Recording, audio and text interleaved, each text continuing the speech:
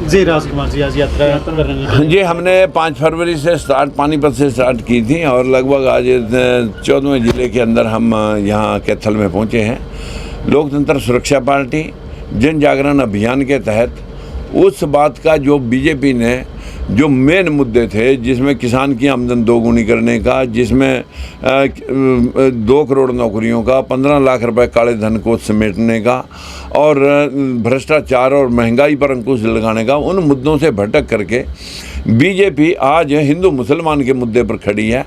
BJP आज राम और श्याम के मुद्दे को लेकर के हिंदुत्व के मुद्दे पर खड़ी है, राष्ट्रवाद को हिंदू राष्ट्र बनाने के ऊपर लगी हुई है। हम पूछना चाहते हैं कि हमारे देश में तो हर जाति धर्म के लोग हैं। हमारे देश के अंदर सुप्रीम कोर्ट ने एक जारी भी किया है आदेश, जब ललई सिंह यादव की किताब के ऊपर फैसला आया था, उसने रामायण और महाभारत को काल्पनिक करार दिया था ललई सिंह यादव ने, जिसमें इलाहाबाद हाई कोर्ट ने उस बैन को हटा दिया था ललई सिंह यादव की किताब से, जिसको सुप्रीम कोर्ट ने भी सही माना। आज हमारे देश के अंदर सुप्रीम कोर्ट के फैसले को भी लोग नज़रअंदाज करके सिर्फ इस देश को मूर्ख बनाने के अंदर लगे हुए हैं। हमारे देश में हिंदू हिंदू, जबकि हिंदू कोई शब्द किसी शास्त्र का शब्द नहीं है। हिंदू शब्द कोई शास्त्र का शब्द नहीं है। हिंदू के ऊपर और शिवलिंग के ऊपर ये सुप्रीम कोर्ट का एक फैसला है। इस फैसले में 1995 में उसने कहा मुकदमा दायर करो जो लोग हिंदू हिंदू शिवलिंग कर रहे हैं।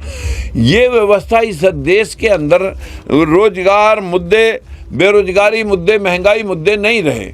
इस देश में रामलला हम आएंगे, मंदिर वहीं बनाएंगे, 3000 करोड़ रुपए का मंदिर बना करके लोगों को मानसिक गुलाम बनाने के लिए अभी तो जेएनयू में एक 100 सैकड़ों डॉक्टरों की एक गर्भ संस्था बनाई के गर्भ में ही वैदिक शास्त्र रामायण महाभारत पढ़ा है कि बच्चे मानसिक गुलाम पैदा हो जाएं। वो तो कह रहे संस्कारी पैदा होंगे, लेकिन मानसिक गुलाम पैदा हो जाएं। हमारे देश में सरस्वती पूजा, लक्ष्मी पूजा, लगभग 4 करोड़ मंदिर, 15 लाख करोड़ रुपये सालाना उन वहाँ मंदिरों में जाते हैं। हमारे देश का कोई मुद्दा ये नहीं है कि शिक्षा और स्वास्थ्य बराबर हो, रोजगार के साधन उपलब्ध कराए जाएं, इंडस्ट्री लगाई जाए। यहाँ मंदिर बनाने का टेंडर चल रहा है जगह जगह, गली गली। अगर सरस्वती पूजने से लक्ष्मी पूजने से धन और ज्ञान मिलता तो सारा धन ज्ञान भारत में होना चाहिए था। फिर ये धन और ज्ञान America, Canada, Australia, German, Japan, चीन, रूस, सिंगापुर, मलेशिया, बैंकॉक, दुबई में तो कुछ होना ही नहीं चाहिए था। हमारे देश को मानसिक गुलाम बनाने के लिए एक पार्टी तो बहुत ज़्यादा षड्यंत्रकारी ढंग से इस देश में पेश आई। मोदी जी पहले 2014 में आते हैं बैकवर्ड बन के बैकवर्डों के हितैषी बनेंगे, तो सुप्रीम कोर्ट में जाति के जनगणना का विरोध करके एफिडेविट दे के आए कि हम जाति के जनगणना नहीं कराएंगे। दूसरे नंबर पर दूसरा हमला यहाँ देश पर राष्ट्रभक्ति दिखाई गई पुलवामा को लेकर के। अब दिखाया जा रहा है राम मंदिर को लेकर के 3000 करोड़ रुपए में वहाँ मंदिर तो बन जाएगा, उसमें 150 परिवार भी जो पीढ़ी दर पीढ़ी माल छकेंगे, लेकिन उसमें दलित पिछड़े का कोई आदमी कमेटी में नहीं होगा। ये व्यवस्था कहाँ की है इस देश में, जिसको लेकर के हम जनता में जन जागरण अभियान के तहत कि भाई राजनीति करनी है तो राजनीतिक मुद्दों पे करें, रोजगार पे करें, महंगाई पे करें, बेरोजगारी पे करें, स्वास्थ्य पे करें, शिक्षा पे करें। वो मुद्दे खत्म हो गए। वो मुद्दा आ गया कि जिससे लोगों को मानसिक गुलाम बनाया जा सके। राजकुमार जी, आपने वो जो है सरपंच से आपने स्टार्ट की थी राजनीति की, आज सरपंचों में लाठीचार्ज किया जा रहा है, कैसे? देखिए, ये तो मानना ही पड़ेगा कि सरकार जब दमनकारी नीति पर आ जाती है तो कभी कर्मचारियों पर, कभी डॉक्टरों पे, कभी सरपंचों पे, और कभी किसान, 1 साल तक किसान बैठे रहे, 700 लोग मर गए। ऐसा कौन सा डिपार्टमेंट है जो सरकार से खुश है? लेकिन उसके बाद भी पता नहीं लोगों का कहना सच है कि झूठ है कि भाई ईवीएम का खेल है सारा। अब भगवान जाने ईवीएम का खेल है या लोगों की अंधविश्वास का खेल है।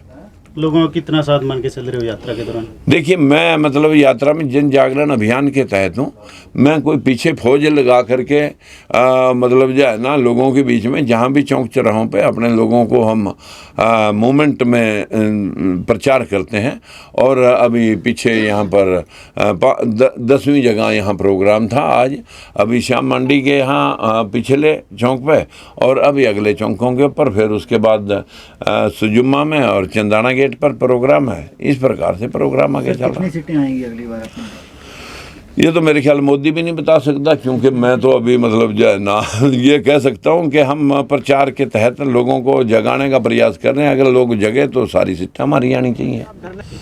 जिस दिन ये धरना स्टार्ट हुआ था, मैं उस दिन भी आया था। जिस प्रकार की प्रदेश के अंदर जिस तरह की सरकार की बीजेपी की नीति चल रही है, इसके स्कूल बंद करने हैं, उनको किस ढंग से बंद किया जाए कि सरकारी स्कूलों में अगर आप बच्चे पढ़ाएंगे तो 1100 रुपये देने पड़ेंगे, और प्राइवेट स्कूल में भेजेंगे तो 500 रुपये सरकार दे देगी कि किसी न किसी तरह से इन स्कूलों को बंद कर दें, और साल 6 महीने के बाद फिर मनमानी फीस लगा करके इन दलितों शूद्रों के बच्चों को फिर घर बैठा देंगे ईंटा पत्थर ढोने के लिए।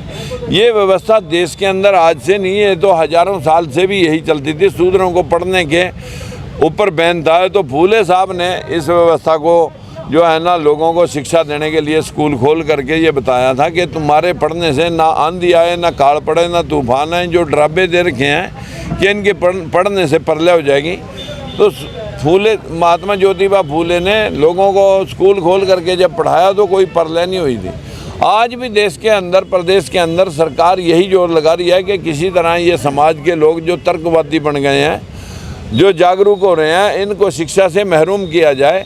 और आज हम इस धरने को जहां समर्थन देने के लिए आए हैं, वहीं अभी जो गोयत साहब हैं उसे भी सस्पेंड कर दिया गया है, और सरकार ने सुरेश द्रविड़ को भी पहले सस्पेंड किया था, अंडर पेंडिंग इंक्वायरी बहाल कर रखा है। जो देशद्रोह का चार्ज इनके ऊपर लगा रखा है, जबकि सुप्रीम कोर्ट ने भी कह रखा है कि कोई भी देशद्रोह का मुकदमा अगर दर्ज होगा तो पहले उसकी परमिशन ली जाएगी। लेकिन अभी तक सरकार अपने मनमाने ढंग से व्यवस्था को चलाना चाहती है कि जो कमज़ोर लोग हैं वो बोलने भी ना, चीखें भी ना कहीं किसानों की आमदन दुगनी हुई, ना कहीं 2 करोड़ नौकरियां मिली, ना सिलेंडर सस्ते हुए, ना पेट्रोल सस्ता हुआ, ना महंगाई दूर हुई, ना भ्रष्टाचार के पैसे 15 लाख आए।